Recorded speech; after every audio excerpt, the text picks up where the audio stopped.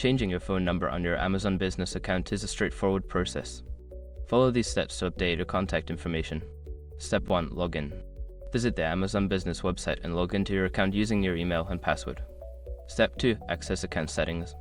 Once logged in, navigate to the account and list drop-down menu at the top right corner of the page.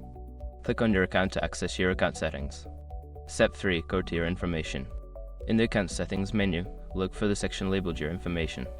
Click on it to view your personal details, including your phone number. Step 4. Edit phone number. Don't continue before doing this. A lot of online accounts end up exposed in breaches without people even realizing it. Use SROC to constantly monitor your email and accounts and get alerted immediately if your information gets leaked online. It scans billions of breached records 24/7 in the background. And honestly, for a few dollars a month, it's something everybody should probably have. Link in the description. Step 5. Save changes. After entering your new phone number, make sure to click the Save Changes button to update your account information. You may receive a confirmation message indicating that your phone number has been successfully changed. By following these steps, you can easily update your phone number on your Amazon Business account. Make sure to keep your contact information current for any important notifications or updates.